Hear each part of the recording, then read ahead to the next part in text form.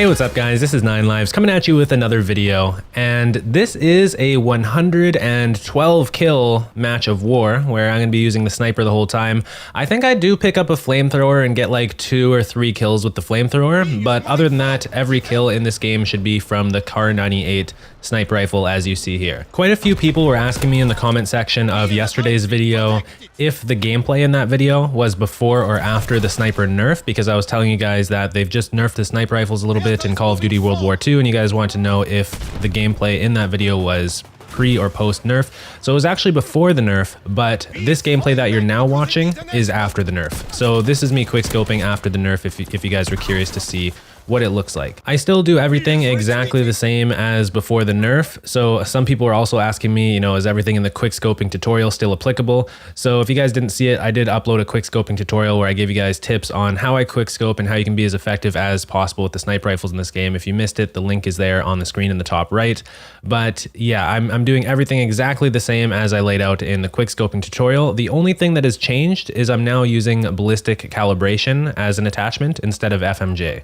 The reason you need to use ballistic calibration now is because they added more idle sway to the sniper rifles immediately when you scope in, and ballistic calibration, that attachment, helps to reduce that. So if you want to quickscope, you should really be using ballistic calibration. Other than that, everything is the same as I stated in the quickscoping tutorial. So let's talk about this gameplay a little bit.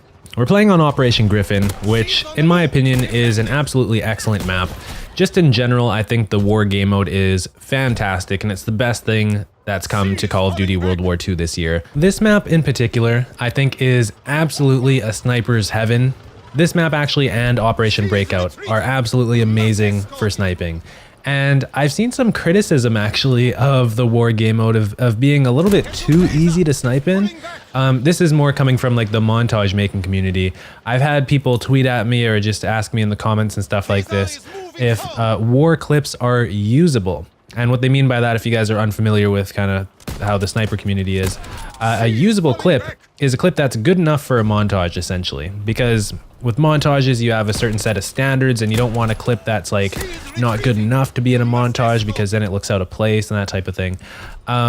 Of course, if you are not into montages, you have no idea what I'm talking about, you don't care. But I'm just saying, some people are saying that the war game mode is so good for sniping that it makes some of the clips not even usable for making montages, because the game mode is so good for sniping that it's just natural to get you know, quad feeds and stuff, which you know, I don't think I can really argue with. This game mode is extremely good for sniping. That's one of the reasons why I love it. Me personally, I play this game, like Call of Duty in general, to try and have as much fun as I can. I mean, that's the reason I think anybody plays video games ultimately, is to see how much fun you can have with it. Now, of course, a lot of the fun for snipers is often hitting montage clips, so that's where I guess standards kind of come into play. I did get my war clip into the SOAR Teamtage, which you just saw on screen there. However, over time, standards will change as the game has been out longer, and maybe war will start to be phased out. I don't know. I think it's too early to say.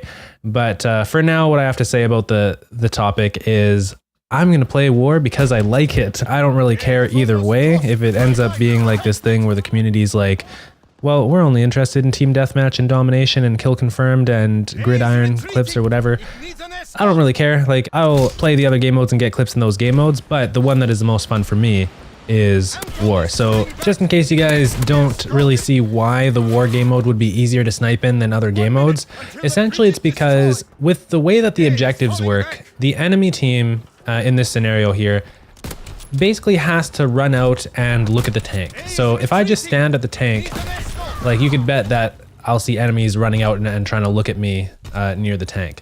Also, when you stand on a tank, so when I go to stand on after this, I think I run to the B tank. I run to the B tank and we start pushing this down. So the announcer for the enemy team says, hey, the enemy is on B, which is us. We're on B, moving this tank. And so they all start popping up and trying to look at us. As you can see here, they're trying to get a line of sight on us. So because the enemy team's going to run at us when we're escorting this tank, it's very predictable how they're going to play, except right here I actually get shot in the back because I didn't realize my teammate had moved up, and then the enemy comes in through the door on the right. But for the most part, it's quite predictable what the enemy's going to be doing. And when you get on one of the objectives, like you get on the B objective, well, they're all going to run to the B objective and everything like that. So I think one of the reasons I really love the war game mode is because you don't just control the decisions that you're making and the way that you're moving around the map and the way that you're navigating the match. You also have a lot of influence on what the enemy team is doing, because as we're pushing up the B tank, well, the enemies are forced to come out and try and prevent us from pushing up the B tank. So you actually are like pulling strings to then make the enemies do what you want. And then you can set up to defend whatever their attack is going to be. And I just love it. By the way, this next area here is awesome. Like this whole map is just amazing for sniping. But right here, I just want to point out how dominant the sniper is here. So those guys didn't even have a chance to get out of there, and then the guys running through the middle, they're done too. Like, you just have like full control with the sniper rifle on this part of the map. Somebody tries to come through mid, there's no way they should kill you. A couple of these shots of mine were a little bit slower, but I mean, if your shot's on point, you really have a ton of control in the mid area here. Now as I go to the left, these guys are running out and I screwed it up. I got killed by the shotgun, but yeah, man, I love sniping on this map and in this game in general, and also in the war game mode. I just love this game, man. And I should mention again, I've said it before, but I have no relationship with Activision, any of the developers, never talked to them before, never promoted their games before, like in an organized way other than just making these videos as a hobby. So I'm not, like, when I say I like this game, I'm not an Activision shill. I've never talked to them. I don't get invited to any of the early events or anything like that, because I know, you might, like, when I say I love this game, you might be suspicious, like I'm trying to indoctrinate you. No, I actually think this is a great game. Actually, you know what? A lot of people have been complaining about tons of stuff with this game. Like, they've been complaining about, hold on, let me bring up a list. All right, so I just went to the most popular Call of Duty forum for talking about the game. It's on Reddit. It's reddit.com/r/World War II. Right now, one of the top posts is a list of 19 complaints ranging from the servers needing to be improved, the headquarters not working, which, makes sense.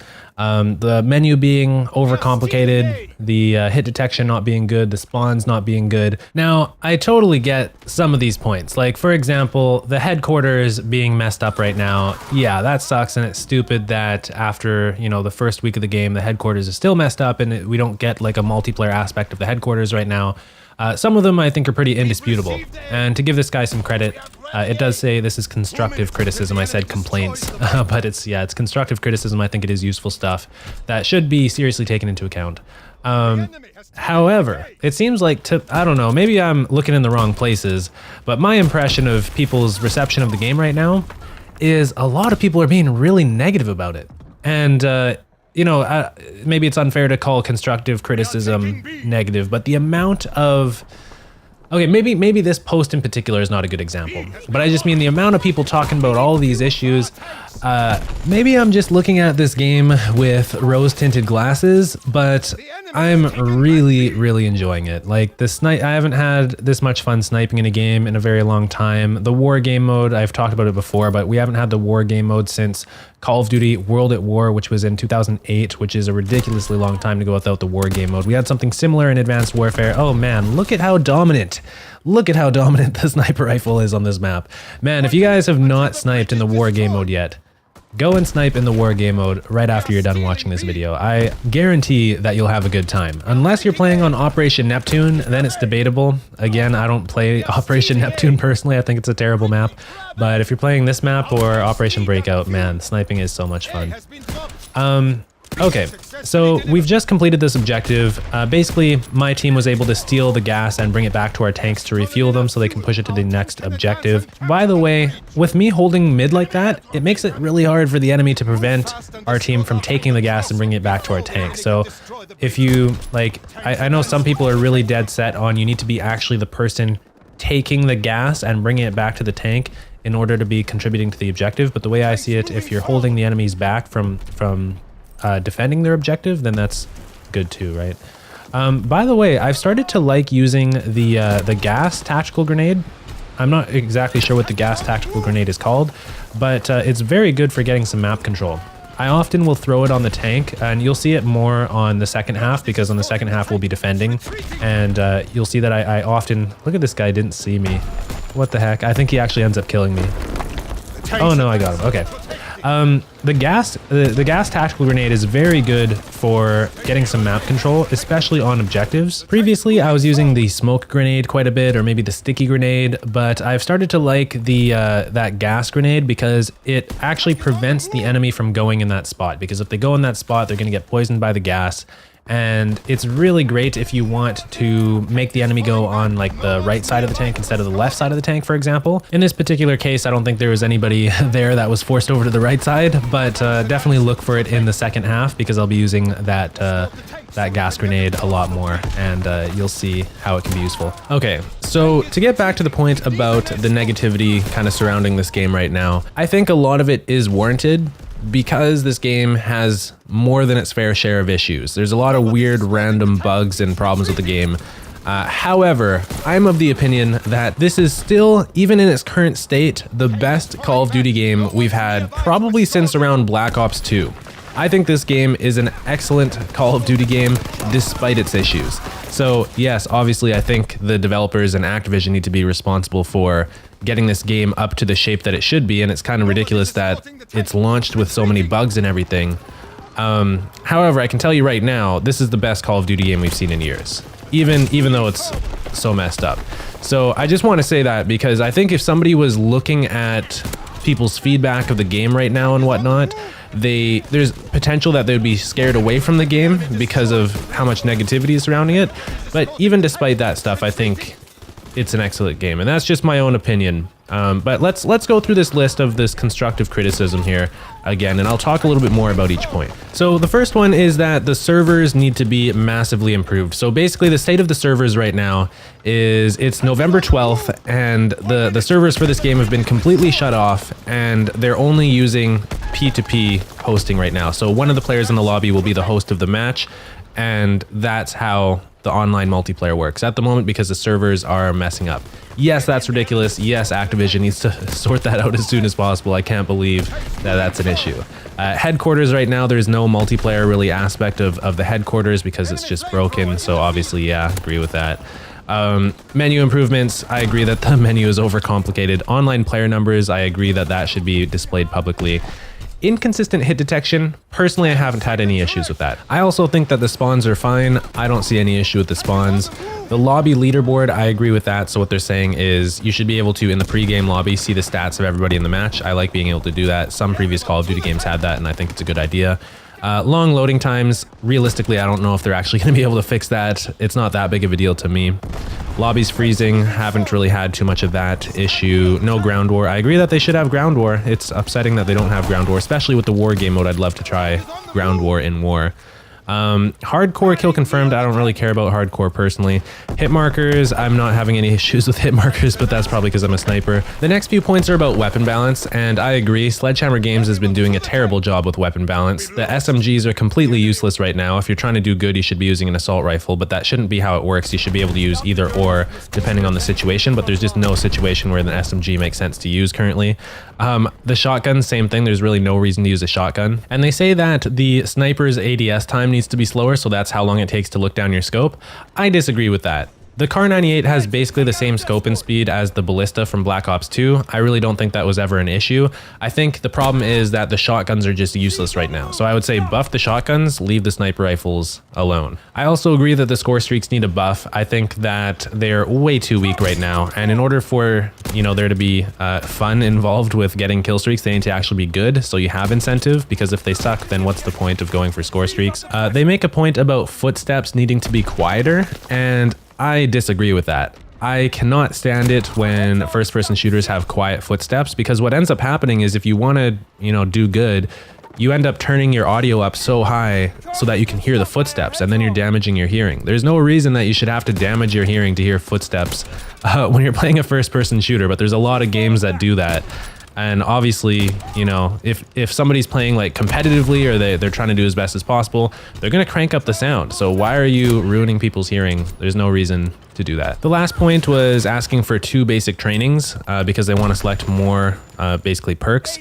I don't really care either way. I don't really have an opinion on that one. But anyways, the reason why I went through that list is because I want to show you guys that for the most part, I do agree that this game has tons of issues. And I use that particular list as an example because I noticed that it generated a lot of discussion on the Reddit thread that it was posted in. A lot of the community was supporting that. And for the most part, like I agree with the vast majority of those points. I still think that Call of Duty World War II is an excellent game though, and I think it's the best Call of Duty we've seen in years. So I'm having way more fun with this game than I did in Infinite Warfare, Modern Warfare Remastered. I didn't really play Black Ops 3 or too much of Advanced Warfare, but anyways, I think that this game, after they fix some of these things that I think are known issues, it's going to be almost a perfect Call of Duty game in my eyes. And I'm a little bit biased because Call of Duty being set in World War II is my favorite setting for a Call of Duty game or any first-person shooter. Either that or a modern setting, so something similar to like Call of Duty 4 or CSGO. I really can't stand futuristic games. I like Black Ops 2 because it's a good game, not because it's set in the future. It's, I think, what is it, set in like 2040 or something? Anyways, I'd love to hear your guys' opinions. Do you think that this game is still the best Call of Duty we've seen in years, or one of the best Call of Duty games we've seen in years, even though I think we're all aware that it's plagued with issues? Because I think it is. Obviously, I've spent quite a few minutes talking about that now. I also understand the perspective that we shouldn't be supporting developers that are releasing unfinished games. Yeah, that makes sense. I mean, oh, check this out. Almost a nice clip there, but didn't work out. By the way, you guys probably noticed, but for the second half of this match, I started cutting up the gameplay to only show the action instead of like a lot of running to the objective and stuff like that, just for the sake of time to reduce how long this video would be. But anyways, I said that there's an argument to be made for supporting developers that are releasing unfinished games. I should probably correct that. I mean publishers. It's the publishers that release unfinished games. It's not the developers' fault. They do the best that they can. And it would be the publisher that says, okay, we need this game out now, even though it's not finished, we don't care, just ship it. But, you know, I definitely understand that, and I almost always agree with that, especially the movement of not pre-ordering games so that the publishers don't have the ability to constantly release unfinished games because people have already pre-ordered it and paid for it and everything. Definitely understand that. It's just difficult because Activision's sneaky about it and they make you pre-order the game to get access to the beta. So, I mean, there's ways around it. Like you could pre-order the game and then cancel your pre-order and stuff. But I mean, I digitally downloaded it. So anyways, I definitely like the fact that the community pushes back and makes their voices heard about these issues with the game to make sure that, you know, Activision and the developers know that they can't get away with leaving issues like this standing. It's kind of sad that there are so many issues, but even with all the issues currently in the game, I'm still enjoying it much more so than any of the Call of Duty games we've had in the last several years. So, man, this is a really heartbreaking ending to this match. This whole both sides of this match were heartbreaking. Like, just watch what happens in the last few seconds here. It's like a deja vu of what happened in the first half. So I dive onto the tank when it's at 99. I try and push it back. I'm dodging grenades, trying to scope and make sure that no enemies can approach us from the right side here. I've got a teammate on the left, but it turns out that the teammate on the left was just laying there prone, not watching anything, and an enemy runs up with an MP40 and shatters our dreams. There's the end of the match, guys. I usually don't upload gameplays where my team loses, but man, I really put everything I had into this match. I mean, I don't think the rest of my teammates were that good. They might be new to the war game mode or something, but oh man, that's a great thing about war though. Even when you lose, you still have a good time because it's an exciting game mode. It really comes down to the wire constantly. And it leaves you feeling satisfied after you played, even if you lose. So I hope you guys enjoyed that match. There's the final score: 112 kills, 45 defends, 2 builds. And if you want to see more videos like this, make sure you subscribe and leave a like on the video if you enjoyed. And I'll see you soon with another one. There's videos linked on the screen now if you have time to watch more. Highly recommend the quickscoping tutorial if you want to improve your quickscoping. And with that all said, I'll see you soon with a new video. Peace.